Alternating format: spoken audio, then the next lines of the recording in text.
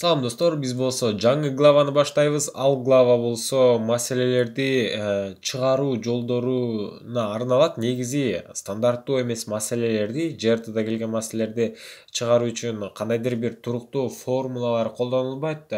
Бул жакта биз өзүбүздүн логикага таянып чыгарабыз. Бирок ошентсе дагы кээ бир эрежелер сакталат. Ал кайсыл эрежелер? Мен силерге айтып коеюн. Birinci ereje бул маселени толук окуу. Толук окуу деп коеюн, толук окуу. Экинчи эреже математиканын тилине алып келүү да, математика тилине алып келүү. Мат тил деп коеюн, математиканын тилине алып келүү. Үчүнчү эреже элестетүү же болбосо мисалы чернебек болсо ошол жака сүрөттөрдүн тартуу да. Элестетүү же сүрөт түшүрүү деп коеюн, сүрөт тартуу түшүрүү айырмасы жок. Так, элестетүү жана сүрөтүн тартуу. Төртүнчү кайсыл эреже бар эле дагы төртүнчү? Болду окшойт. Ушул 3 эрежени карманабыз. Демек, толук окуп чыгабыз маселени. Төртүнчү керектүү жерлерди белгилөө. Астын сызуу. Керектүү сөздү деп коеюн, сөздү белгилөө. Мынакей ушул 4 эреженин негизинде, так, биринчи мына керектүү сөз десе толук окуу. Толукту чечебиз. Толук деген сөз маанилүү. Математикалык тилге алып келебиз, элестетебиз же болбосо сүрөтүн тартабыз жана керектүү сөздөрдү ушинтип астын сызып алабыз. Бул эрежени эстен чыгарбаса эле биз каалагандай маселени чыгара алабыз. Ал эми бул жакта кээ бир учурлар кездешип калат. Мен силерге ошол учурлардан же болбосо сөздөрдүн математикалык тилге кантип жазыш керек экенин көрсөтүп берейин. Мисалы, 2 сандын суммасы 5ке барабар дейт. 2 сан. Бирок биз билбейбиз кандай сандар экен. Ошондуктан биз билбеген сандарды каалагандай тамга менен белгилей беребиз. Мен мисалы үчүн А жана Б тамгалар дейт. Ушул 2 сандын суммасы десе кошобуз. 2 сандын суммасы 5ке барабар дейт. 2 сандын суммасы 5ке барабар. Математикалык тилде дал ушундай болуп жазылат. Түшүнүктүүбү? Математикалык тилде дал ушундай болот. 2 сандын айырмасы десе, демек биз билбейбиз кайсы сан жөнүндө сөз болот. Ошондуктан А жана Б деп каалагандай тамга менен белгилеп коеюн. А минус Б 2 сандын айырмасы 5ке барабар десе, анда А минус Б 5 деп жазабыз. Демек, айырмасы деген сөз бул кемитүү дегенди түшүндүрөт экен математикалык тилде. Ал эми 2 сандын көбөйтүндүсү 5ке барабар дейт. Демек, 2 саны каалагандай сан А жана Б, ушулардын көбөйтүндүсү 5ке барабар экен. Бул сөздүн өзүнө эле маани беребиз. Көңүл бурабыз, маани беребиз. Андан кийин дагы 2 сандын тииндиси 5ке барабар дейт. 2 сандын тииндиси, мисалы үчүн А жана Б сандарын бөлсөк, тиинди бизде 5 келип чыгат. Бул тиинди десем эмне деп түшүнбөй отурбагыла достор. Тиинди деген бул бөлгөндөн кийинки тийген сан. Биздин колубузга тийгени. Бул тиинди деп коет. Мисалы, бул жакта мындай дагы тексттер келип калышы мүмкүн да. Бир сан экинчи сандан 5ке чоң. Демек, бир сан экинчи сандан 5ке чоң. Кандайдыр бир сан бар экен, ал барабар экен, дагы бир сандан 5ке чоң экен да. Ал саныбыз болсо Б болсун, 5ке чоң. Түшүнүктүү? 5ке чоң. Бир сан бир сандан 5ке чоң. Же болбосо бир сан экинчи сандан 5ке чоң деп койсок болот. Ал эми бир сан экинчи сандан 5 эсе чоң болсо, анда мисалы үчүн кандайдыр бир сан экинчи сандан 5 эсе чоң дейт. Көбөйтөбүз 5ке. Же болбосо коозураак кылып жазып алсак 5b десек болот. 5 көбөйтүлгөн b. Көбөйтүү жазбайт, негизи 5b деп эле койсок болот. Демек, бул бир сан экинчи сандан 5ке чоң. Бул эрежени түшүндүк, эрежеби же математикалык тилде жазуу. Ал эми бир сандан 5 эсе чоң. 5ке 5 эсе. Бул түшүнүктүү эле болду деп ойлойм. Мен азыр бул тарапты бөлүп салайын. Кыскасы, түшүнүктүү. Ал эми дагы бизде дагы бир түшүнүк бар. Ал мисалы бир сан экинчи сандан 5ке кичинекей десе, кандайдыр бир сан бар экен, ал барабар экен экинчи сандан кичинекей экен 5ке. Демек экинчи сандан 5ке кичине. Бул геймити болот экен, муну да түшүндүк. Ал эми дагы бир сан. Так, азыр айтам.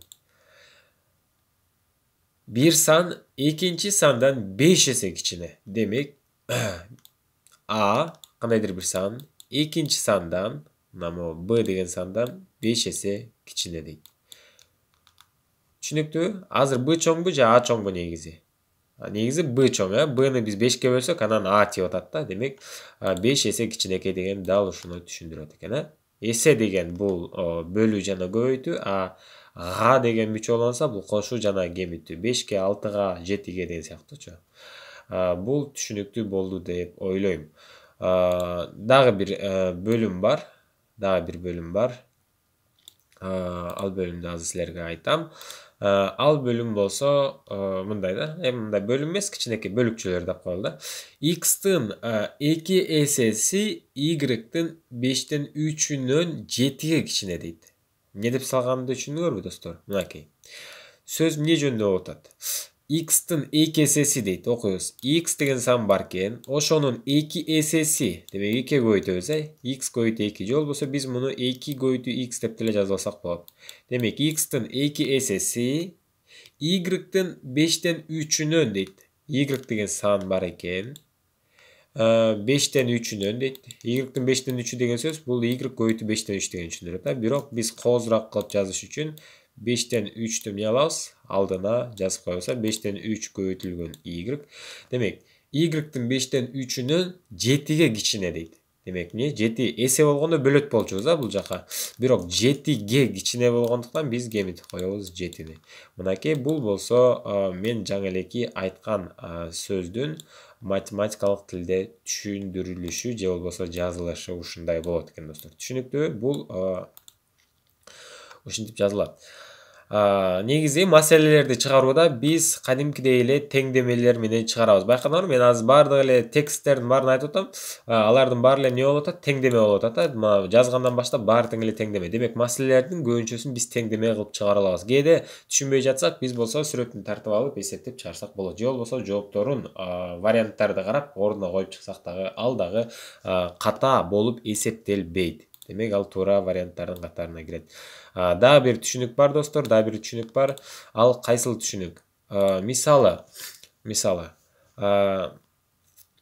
3 орунду сан, 2 орунду сан, мисалы үчүн 2 орунду сан жазайынчы, 2 орунду сан. 22 деген сан, 22 деген сан. Бул эмнени түшүндүрөт? Бул барабар болот. 2 деген санды көбөйтөсүң 10го, 2 деген санды көбөйтөсүң 10го, кошосуң 2-ни. Байкаңар достор, мынакей могул жактан 20 чыгат, плюс анан 2. Түшүнүктүү? Мисал үчүн дагы бирди жазайын. 36 деген сан бул 3 көбөйтүлгөн эмне болот? 10 болот. Плюс 6, түшүнүктүү? 36. Ал эми мен силерге азыр тапшырма берейин да, ушуну жазып көрөлүчү. Мисал үчүн 425. Бул кандай болот? 425. Так, 425 деген бул 4 көбөйтүлгөн 100, кошулган 2 көбөйтүлгөн 10, анан кийин кошулган эмне болот? Албетте 5 болот, көрүнүп атабы, көрүнбөйт атабы? Демек, 4 көбөйтүлгөн 100 деген бул 400 болот. Плюс 20 плюс 5. 425, түшүнүктүү? Биз муну өчүрүп салалы азырынча. Бул мындай маселелерди биз азыр формулага алып келип коелу. Мисалы. Бул 2 орунду сан болсун дейли. А жана Б. Бул 2 цифра, бул А көбөйтүү Б'ны түшүндүрбөйт. Бул жөн гана мисал үчүн 36-46 деген цифралы түшүндүрөт. Ошондуктан биз мындай белги коюп коебуз да. Бул 2 орунду сан деген түшүнөт. Эгерде үстүнө сызыкча койсок. 2 орунду санды биз кантип ажыратып алдык? Муну өчүрүп салайын. Муну бул жакка жазайын.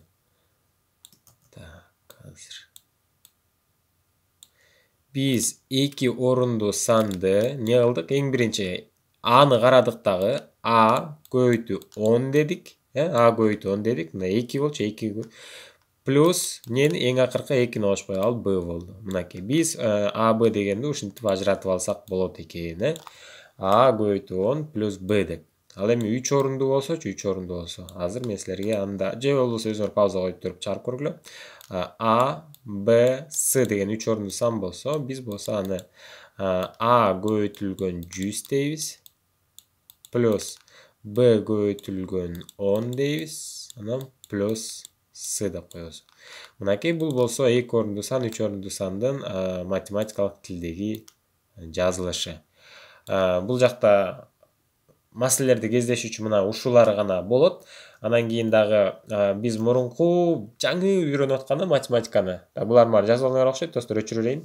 Жаңы үйрөнүп атканда билесиңерби, удалаш сан, арифметикалык сан дегендер бар болчу, мына ошолор дагы кездешет. Удалаш сан деген бул өзү x, анан x плюс 1, x плюс 2, анан x плюс 3 болуп кете берчү. Булар ушинтип кете берет.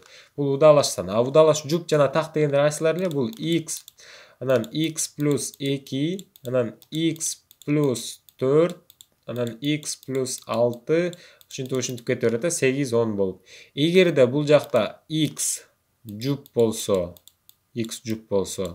удалаш жуп болот, удалаш жуп болот. Ал эми x так болсо, удалаш так болот, удалаш так. Демек, бул жактагы биз x-ка жакшыраак көңүл бурушубуз керек. Мына x жуп болсо, x так болсо, биз ушул сандарды алат экенбиз. Бул удалаш сандарды түшүндүк. Арифметикалык орто санды да кайталап коелу. Мисалы үчүн арифметикалык орто сан деген бар. Мисалы A жана B жана S сандардын арифметикалык орточосу биз 3 санды кошуп атабызбы, демек 3кө бөлүшүбүз керек дегенди түшүндүрөт. Болду, бул жакта ушулар гана кездешип калышы мүмкүн. Дагы мисалы мындай маселелер бар, достор. Бөлчөк сандын бөлүмү алымынан 4кө көп дейт. Бизде кандайдыр бир бөлчөк бар экен. A бөлүнгөн B. Бул үстү алымы, B бөлүмү. Айтып атат. Бөлчөк сандын бөлүмү алымынан 4кө көп дейт. Демек, бөлүмү B, бөлүмү барабар экен, алымынан 4кө көп. Алымы плюс 4. Эгер алымынан 1 дегемитип бөлүмүнө 2 көйтсөк дейт. Алымынан 1 дегемитебиз, алым үстүнө 1 дегемит туруп, бөлүмүн 2ге көбөйтсөк, чыккан сан 3төн 1ге барабар болот экен, 3төн 1. Ошондо бизге ошол санды тапкыла дейт. Ошол сан дегени бул A бөлү B деген санды тапкыла дейт. Ошол. Демек, A бөлү B канча суроо? A бөлү B канча? Кеттик, чыгарып көрөлү. Мындай эсептерди чыгарууда биз карама каршы көбөйтүп туруп, бири-бирине барабарлап алабыз. Азыр көрсөтүп берем. Мисалы, A минус 1ди көбөйтөм 3кө. 3 көбөйтүлгөн A минус 1. Мына карама каршы A минус 1ди көбөйттүм 3кө. Аны барабар кылам. B көбөйтүү 2, B көбөйтүү 2 көбөйтүү 1. B көбөйтүү 2 бойдон эле калат. Аны 1ге көбөйтсөк, B көбөйтүү 2-ни биз 2 көбөйтүү B деп жазып алалы. 2B. Түшүнүк да. Кашан ачабыз? Так, 3-тү Ага көбөйтсөк 3A. Минус 3-тү минус 1ге көбөйтөбүз. Минус 3. Барабар. 2 көбөйтүлгөн B дегенибиз эмне болду, достор? B деген бул A плюс 3 болду. A плюс 3. Кашаны унутпайбыз, достор. Каша койгонду унутпайбыз. Каша аябай керек.